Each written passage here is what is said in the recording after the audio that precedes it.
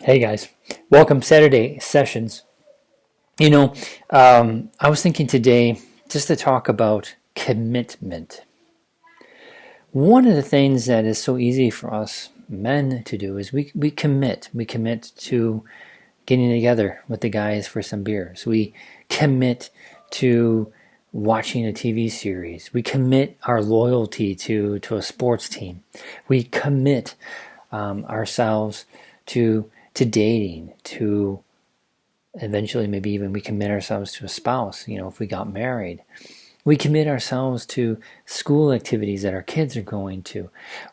If we're active in the church, we commit ourselves, we commit our time to the church and to the church activities.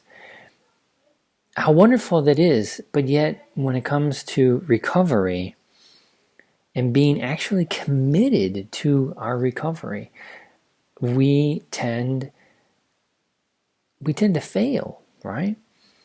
We don't take recovery as serious as we should.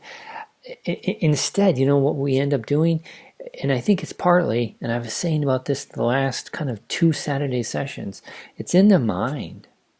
We still have a little bit left in ourselves of doubt that we're not going to be committed to a successful recovery.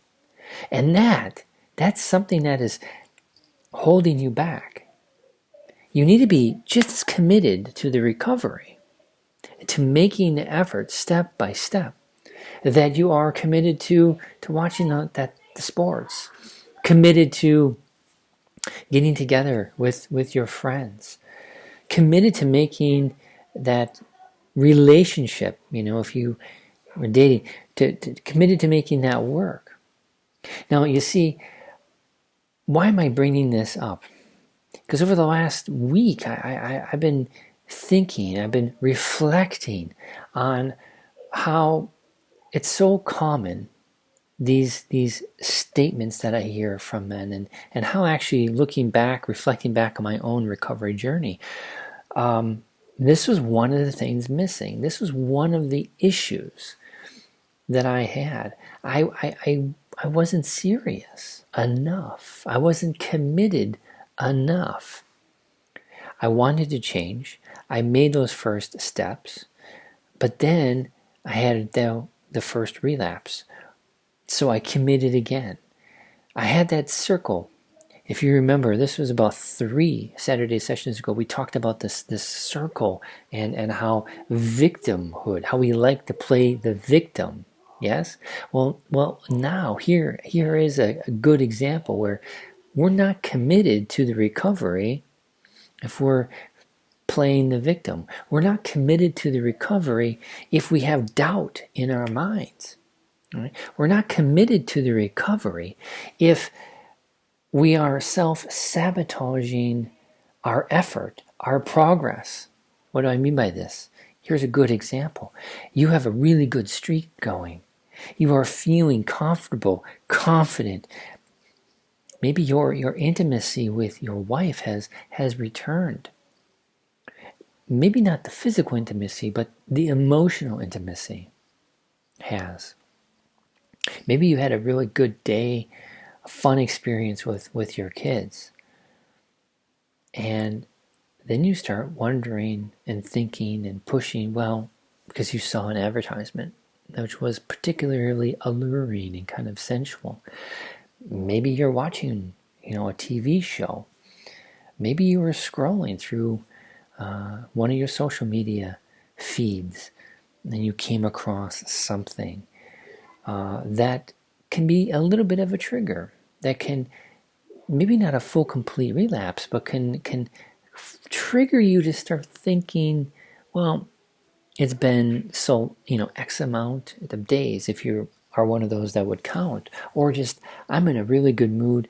I know that I'm comfortable with myself, that I can, I'm not going to do this slip or relapse. So looking at the image or Googling this particular actress or show or whatever the thing would be, right? Or scrolling through the social media and then kind of going down that rabbit hole of finding out more information about the person or who they like or who they follow, who follows who, you know what I'm talking about, will actually then lead you to the edging, to some kind of relapse, to some kind of slip. Why? Because you're not committed. You really aren't committed. This is some harsh truth here. Just as much as you like playing the victim, you aren't committed enough. I'll tell you something from my own experience. There were some people that I used to follow on Twitter, and about 96% of the time, 96% of the time, what they would post was good content. It was sometimes thought-provoking. Sometimes it was funny. But, one of the issues that I had was for about 5% of their content was somewhat suggestive. It was suggestive in text. Maybe it was also suggestive even in imagery, in some photos or some retweets. And that often would lead to urges to push, to edge, to kind of push the envelope. I had to make a decision. Am I committed 100%? Like, is my loyalty like that is to the sport team or to my family? Is it the same? Am I committed to this recovery? If the answer is sadly no, then it's really, really tough, right? It's a challenge. I understand. So I had to make a choice. I made a choice, and I started to unfollow these people. I'm still getting occasional through other sites, other people, but I'm still getting the occasional urge. I'm not going to lie. But I had to make a decision to be 100% committed. It's the same thing in terms of your the vows that you took. Men, harsh reality here. You don't have to go to a pornographic website.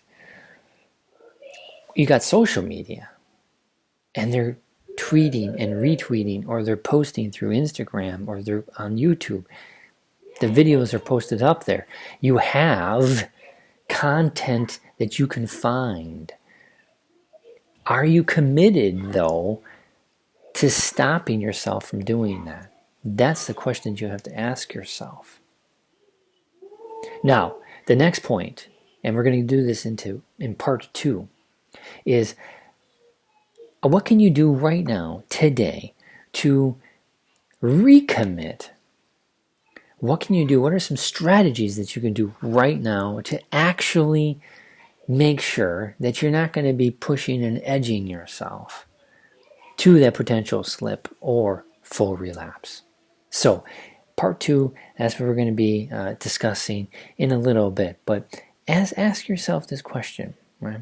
Are you committed? Can you be committed to making this recovery work? Or is it just kind of a bit of a game to you? Thinking back, you playing the victim, like you playing the victim mindset. Is your mindset focused? Are you there to make this commitment or not? Right? So here's the second part. What's some of the strategies? What are some of the things that you can do to recommit yourself? In a way, you have to kind of go back when you first did your first 30 days, right? When you first did that reboot. And for some of you, it had to be maybe a hard reboot. And if you don't know what I mean, I'm talking about, you need to cut out your access to very specific websites, television. Maybe you have to go on a complete social media kind of fast, or putting aside your computer or your phone and going back kind of old school in terms of the phone that you might have. Or for sure putting on the phone that you have certain features that would disable or would block. You might have to return to that kind of mentality, and actually maybe in some cases actual actions of doing that. By doing that, when you are facing those urges, or maybe even when you start to go an edge, you will be blocked. Now, you should already have certain sites. You should already have certain accounts blocked. But if not, and we're really good about being honest with ourselves, but we're really good about kind of getting around, finding the loopholes, right? Remembering randomly, a site to go to or how to look, but us at the same time not being kind of discovered. I'm talking to full transparency, right? We know this. We've experienced this. So with that, you gotta recommit to putting those things on the side. Recommit yourself to putting in the websites, going on that screen fast. I have had to often, in the course of 3+ years of sobriety, take substantial amounts of screen fasts from Twitter, from Instagram, from YouTube, sometimes up to about almost 2 weeks. Just because I could tell that I was getting closer and closer to that point, or a potential slip, or the edging would happen. I was honest with myself, but I had to commit and recommit. Now here's an interesting technique, and this is something that I think is really important for you to actually do. I need you to take a piece of paper, and I urge you to do this today, part of your recommitment. I urge you to write a letter. Write a letter to yourself, committing yourself to another 90 days. And for many of you, maybe it's under 90 that you've so far been successful in being sober. Your sobriety for others maybe has been 90 days plus. But write this letter and commit yourself to another 90 plus days of sobriety. But here's the thing.